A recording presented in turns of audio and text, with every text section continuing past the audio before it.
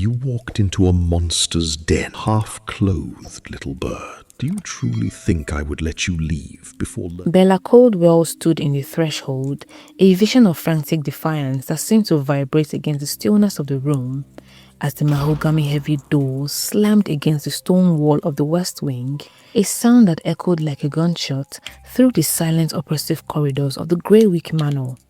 She was drenched, her brown locks plastered to her chest in wild roots-like tangles, and her thin white silk nightgown clung to her frame, translucent from the rain but still shielded by the fierce heat of the flame torch she gripped in her hand. Every servant in the Greywick Manor knew this wing was forbidden. None dared to stand in his presence, yet alone enter after sunset. But tonight, someone had kicked the doors open. Across the Carvenous chamber, Valerian Greywick rose from his high black velvet chair, his statuesque frame cutting a silhouette of terrifying power against the dying embers of the hearth, his muscle rippling beneath skin that looked like polished marble in the firelight. Valerian was a Duke of the Shadows, a man whose wealth purchased the very docks of London. Merchants' fleets crossed seas under his banner, and children grew up hearing stories that if they misbehaved, the Dark Duke will emerge from the western forest to collect them. None of these stories frightened people as much as the truth. He lived as a ghost in his own inheritance. He was a mind-renderer, born with an involuntary dark frequency that radiated from his soul like a physical weight. His very presence reached into another person's thoughts, and to stand in it was to feel the air turn to lead. It was a taste of copper on the tongue and a high-pitched crystalline whine in the back of the skull that grew louder with every passing second. For an ordinary mortal, 30 seconds of his direct gaze was a death sentence. The mind will fracture under the pressure of his indigo-hued aura, driving them into a screaming madness so absolute that they would claw their own eyes out just to find silence. He had grown comfortable in this isolation, a king of a hollow empire, well, until the doors hit the wall. As Bella stepped into the room, Valerian's nature reacted. His dark aura surged outward in an invisible tide of psychic static that made the shadows in the corner of the room stretch and hiss like living things. It was a suffocating pressure, the kind of heavy atmospheric force that usually sent one fleeing in terror or collapsing in fits or weeping. Bella felt the weight pressed against her chest, like an invisible hand squeezing her from the inside. But she did not stumble. It did not feel like pain or madness. She walked straight through the rippling force, the golden light of her torch carving a defiant path through his darkness. "You've mistaken this place for somewhere welcoming," he said evenly. Bella walked closer. "I know exactly where I am. I have come for justice," she said, her voice a low melodic chime that did not hold a single tremor of the insanity he expected. Valerian blinked. Most visitors never managed a second sentence. By now, seasoned soldiers usually collapsed on their knees, clawing on invisible horrors only they could see. One ambassador had laughed until his heart gave out. Another never spoke again. "My brother, Larry, lies in a cold cell because Lord Silas Vane needed a scapegoat for his own greed," Bella continued. "Release him, or tell me why the great Lord Valerian is too much of a coward to see through a commoner's lie." Valerian's dark aura thickened, the force hammering around her like a dark cyclone, and with a sudden sharp hiss, the light from her torch was snuffed out in an instant.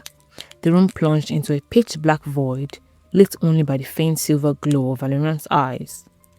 He moved with a grace that was too fluid for a human, closing the distance between them until she could feel the heat radiating from his bare chest.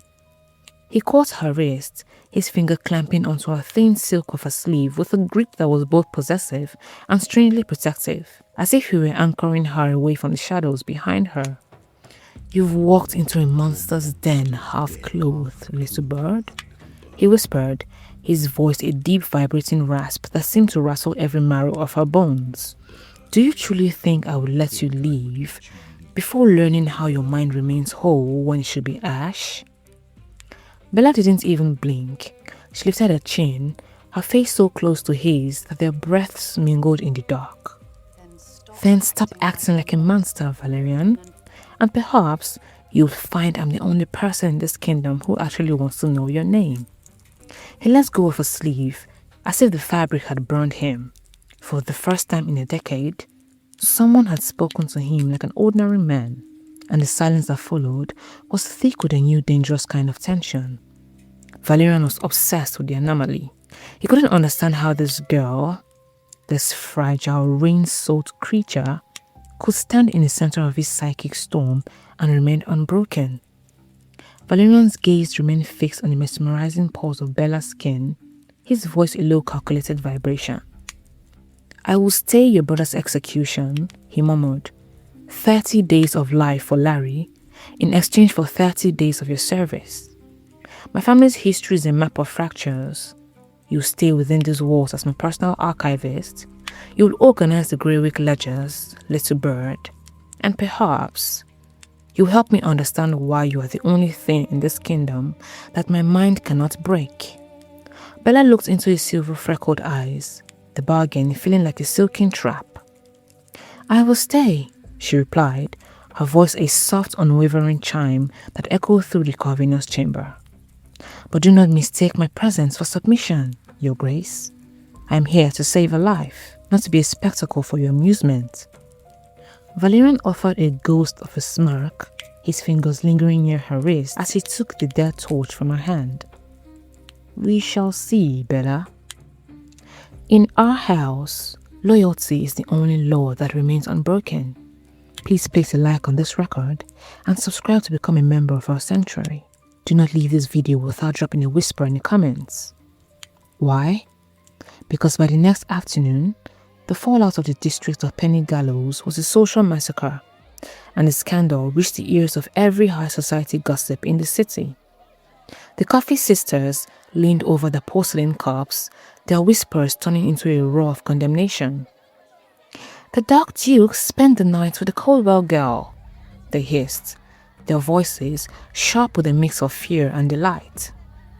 She was seen entering his wing in her underwear, with nothing but a torch and a madman's courage. Bella's reputation was dismantled in the time it took the morning papers to dry. Leading the charge was Lady Clarissa Vane, the malicious daughter of the High Inquisitor Silas Vane, the woman whose pride was still smarted from Valerian's public rejection years ago. Clarissa branded Bella a fallen woman, a social pariah whose name was to be scrubbed from every polite invitation, ensuring that even if Larry was freed, the Coldwell name would still remain in the mud. But inside the manor, Bella was becoming a warm rebel. She refused to be a silent prisoner in the Duke's halls. She began to bring life into the manor, replacing the heavy dust-choked curtains with light linens and filling the vases with wild sun-warmed flowers she harvested from the edges of the woods. She even dared touch the Duke's dead gardens. For years, every blossom planted had withered before reaching full bloom. Gardeners blamed poor soil until eventually everyone stopped trying. She walked into the abandoned gardens, carrying nothing more than a wicker basket and a stubborn smile. Old Finch, the head gardener, hurried after her. My lady, please, do not waste your strength. We've planted these beds for 6 years. Bella knelt anyway, brushing the dead leaves aside. Then perhaps they've been waiting for someone who refuses to give up after 6. The old gardener chuckled, her hands stained with soil as she replanted new seedlings. Valerian washed from the shadows of his library, a man who had spent decades touched, starved and hollow, a prisoner of his own power, who had forgotten the feeling of a human heartbeat that wasn't frantic with fear. Curiosity overcame him. He descended into the gardens, and servants immediately stepped backwards, lowering their gaze.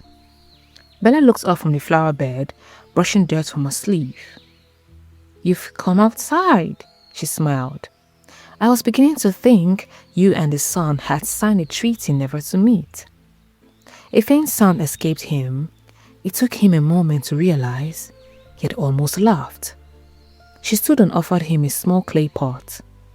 Would you help me? I have never planted anything. He stunned. Then today you will learn. He hesitated. Plants have always died within moments of his approach. Still, he accepted the pot. Together, they knelt beside a patch of freshly thrown earth. The instant Bella moved beside him, something unusual happened. The cold pressure that constantly surrounded Valerian, something like a violent waves suddenly meeting a calm shoreline. Bella gently pressed the roots to the soil. There, she covered them with earth. You may finish. He lowered one hand. Nothing withered. The leaves remained green. Old Finch's mouth was wide open in shock. Valerian slowly looked around. The climbing roses nearest to him remained alive. They bent beneath the breeze instead of turning grey. Dr. Osric stood beneath an archway, watching with eyes full of astonishment. It cannot be, he said. Rain arrived that evening.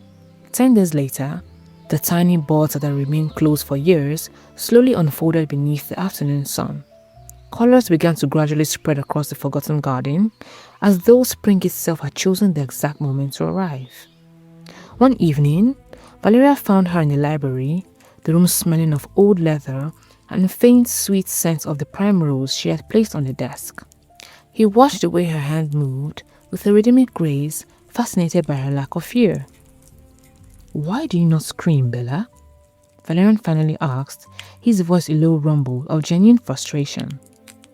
I can feel the static of my mind pressing against yours. Even the strongest of men in the Queen's Guard weep when I step into the light. So, why are you still standing? Bella stopped her work and looked at him, her eyes holding a warmth that made the Duke's indigo shadow recede. Perhaps because I've spent my life hiding my own light, Your Grace, she said softly, walking towards him until she was within reach of his aura. In a world that judges you for what you cannot control, your shadows don't frighten me. They feel like home. They feel like the only honest thing in a city full of mirrors. As she spoke, she reached out, her fingers hovering inches from his hand. And for the first time in his life, the Duke of the Shadows didn't pull away. He leaned into the warmth, unaware that the real war of the soul was only just beginning. As the days bled into a raining autumn, Bella's presence began to act like a celestial anchor for Valerian's turbulent nature.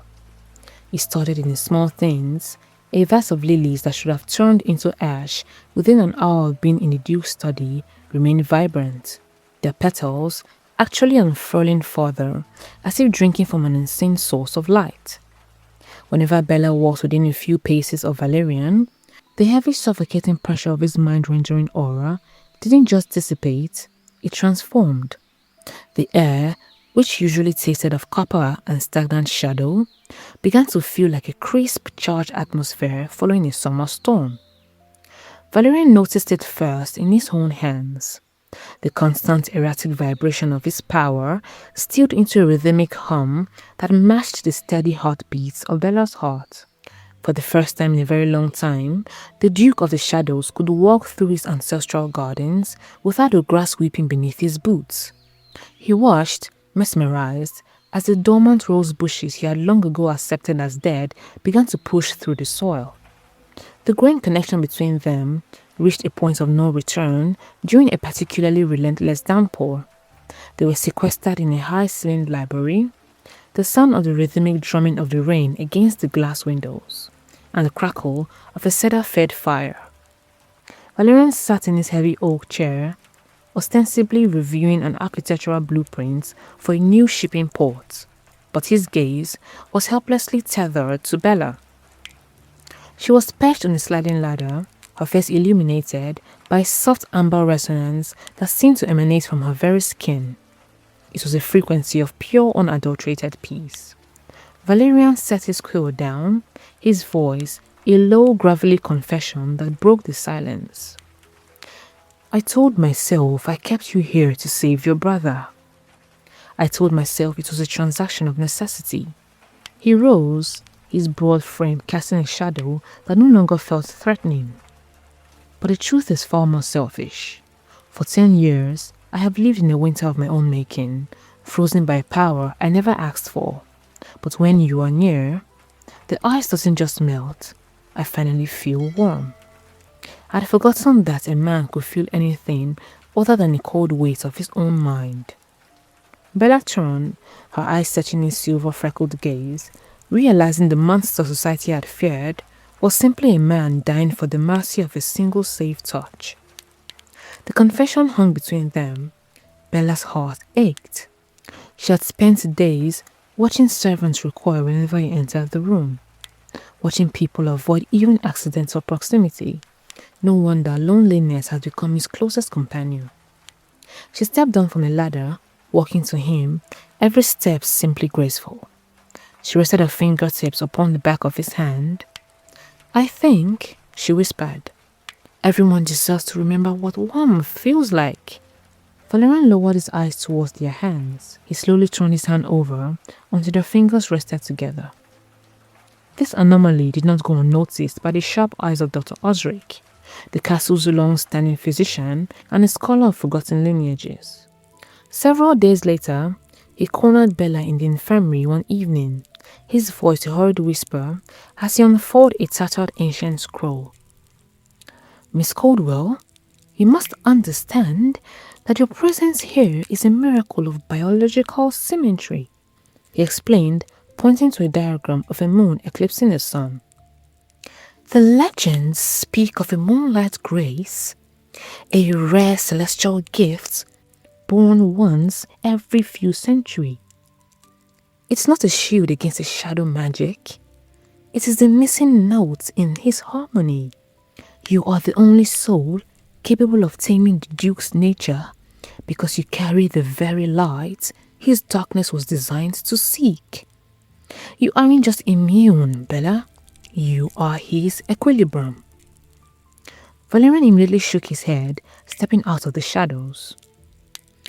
If this is true, then she's in danger because of me. No, Osric replied calmly. She's the reason your nature no longer harms the world around you. Bella stared down at her own hands. The weight of this revelation was staggering. But before Bella could process the depth of her role, the outside world, driven by the jealous malice of the Vane family, struck with a jagged edge. During the Velvet Salon, a prestigious monthly gathering of high society women, held in the sprawling glass dome conservatory in the heart of the city, hosted by Lady Clarissa Vane, Bella sat at a small marble table, surrounded by the elites of Penny Gallows, who viewed her with a mix of awe and suspicion. Clarissa welcomed her with a flawless smile. Lady Bella, how delightful! Bella returned the courtesy. Thank you for inviting me. Behind that elegant smile, Clarissa's hatred simmered. She had spent years imagining herself beside Valerian Greywick. Then, this country girl arrived in a knight's gown, stole the attention she never earned. Hidden inside Clarissa's silk reticule rested a fist-sized black crystal, the Null stone, a porous shard of dark obsidian, rumored to be a fragment of a fallen lightless star. The stone acted like a psychic vacuum designed to suck the spiritual strength of its target. Her plan was to strip away Bella's moonlight grace, allowing Valerian's nature to overwhelm her. Clarissa sat behind her and activated the stone. A localized unnatural frost began to creep underneath the table towards Bella. A young waiter named Pippin, whom Bella had once defended when he was being berated by cruel guests, noticed the way the edges of the champagne glass seemed to freeze mid-air near Clarissa's seat. He leaned in as if to offer a lemon slice, his voice a frantic, barely audible warning. Mistress, take care. The lady behind you carries a winter that has no heart. You are in danger, mistress. Bella felt a sudden hollow ache in her chest as the Null stone began to siphon her Moonlight's grace. She stood up slowly and turned to face Clarissa, whose eyes was wide with a frantic, desperate hunger for Bella's ruin. "What are you doing, Clarissa? You thought to make me a hollow shell?" Bella's voice carried a sudden vibration that made the crystal chandeliers above them chime. Clarissa lunged forward, raising the crystal. "You belong in an asylum beside the monster you worship." Bella caught her wrist before the stone touched her. With a surprising strength, Bella twisted Clarissa's hand, the Null stone slipping free, striking the marble floors. It began to vibrate with a high-pitched metallic shriek before disintegrating into a pile of grey ash. The social mask Clarissa had worn her whole life shattered right in front of the entire assembly as she fell back, gasping in mind-numbing shock. The ladies around the room stepped away from her as the whispers spread like wildfire.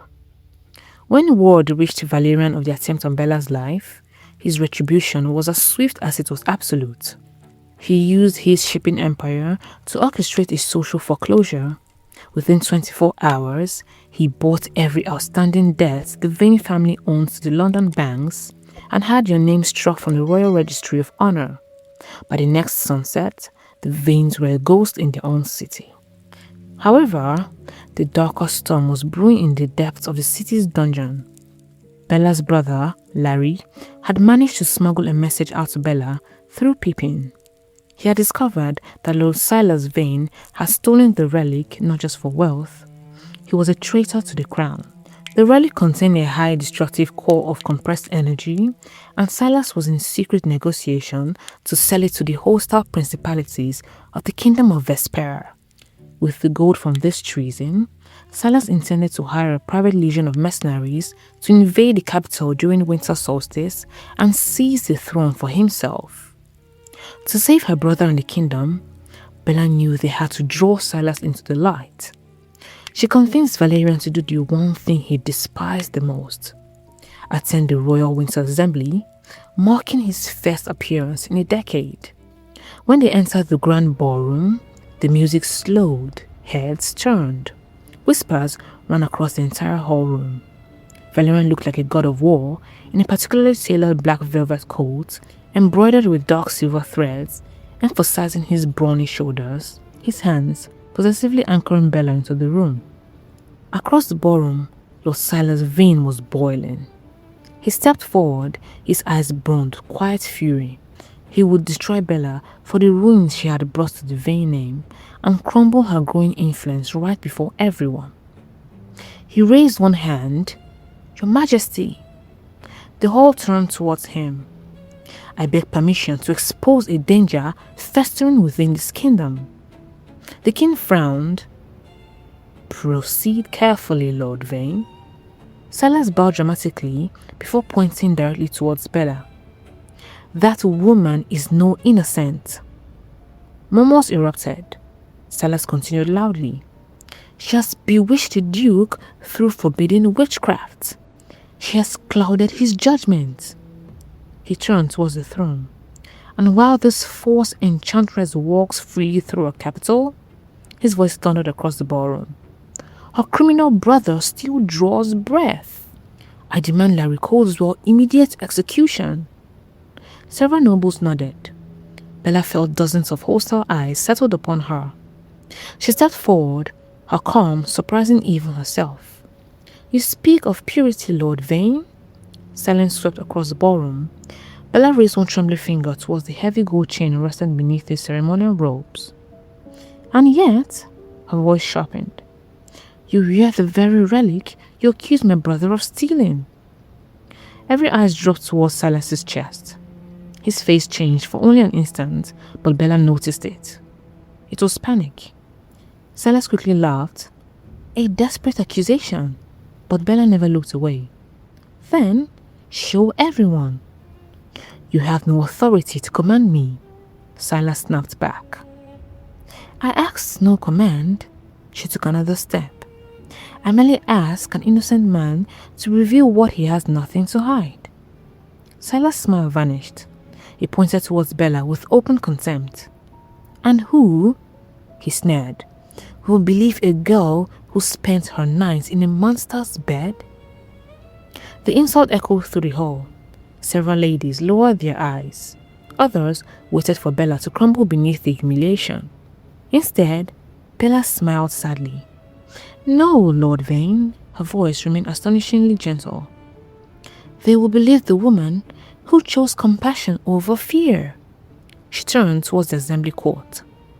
I entered the Greywick Manor believing I would meet a monster, but I found only a gentleman everyone else had abandoned. The ballroom became so quiet that the low breathing could be heard. Valerian stared at her. Nobody had ever defended him, not even once. Silas, realizing he was losing everyone, his breath became hurried. With one violent motion, he ripped the relic from beneath his robes.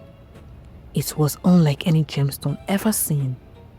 It was a crystal core swirling with black and crimson currents that moved as though they were alive. Ancient symbols crawled beneath the surface. He activated the relic, and a wave of toxic vibrating energy erupted from the orb. The air itself became poisonous, though having no effect on him, the bearer. Noble guests dropped to their knees, clutching their heads, invisible waves twisting thoughts into terror. It felt as though invisible hands were squeezing the very life from the room. Valerian understood immediately, and without hesitation, he stopped in front of Bella. No! She reached for him. He looked back only once. My darkness was born to endure this. He smiled faintly. If one of us must fall, his silver eyes softened. Let it be me. He walked directly into the storm, every step drawing more of the relic's corruption towards himself. Black currents wrapping around his body as the pressure inside the ballroom intensified. His knees nearly buckled as memories clawed through his mind. Years of loneliness, every soul he had accidentally driven into madness. He clenched his fists. Just a little longer. Bella watched in horror. No! Ignoring the violent energy tearing across the ballroom, she moved towards him. You cannot touch this. Valerian frowned. Do not dare leave me in the dark, Valerian. She whispered. She seized his hand. The instant their fingers locked together, a warm silver light flowed from Bella's hands. At the same moment, a deep midnight shadow gathered naturally around Valerian's. Their combined aura, the moonlight grace and the mind-rangerous shadow, formed a perfect shimmering equilibrium, creating a void energy that reflected in a feedback loop, surging back into the relic while it was still in Silas's grip. The crystal shattered in his hands, driving the traitor into a screaming madness. Silas fell to the floor, howling his crimes to the horrified assembly until the high guard dragged him away to a fate far worse than the dungeons. In a short moment, the dark aura began to fade away, and peace was gradually restored in the ballroom. Several weeks later, the trauma of the city had been replaced by a quiet ethereal. Larry had been freed, and his name restored to the Coldwell's legacy, but Bella and Valerian chose to leave the noise of the court behind. They returned to the Greywick Manor, and the house no longer felt like a prison. The gardens were no longer a cemetery of grey stone and dead roots. Valerian, a man once feared as the Mind Renderer, dropped to his knees before Bella in the center of the garden. He didn't look like a duke. He looked like a man who finally found his sanctuary. My title built kingdoms. His voice was barely above a whisper. My wealth earned respect. His eyes glistened. But only you, little bird, he gently kissed the back of her hand, gave me a home. Around them, the flowers bloomed in vibrant, impossible crimson. Bella smiled through happy tears, finally realizing that neither light or darkness was never meant to stand alone. That sometimes, the safest place in the world was not a castle. It was the heart of the person who chose to remain beside you when everyone else walked away. They sure turned the curse into a sanctuary. But tell me, if your touch was the only cure for a monster's madness, would you stay to save him or run to save yourself? Feel free to share your whispers in the comments. Failure to do so is treason, and just subscribe to join our house.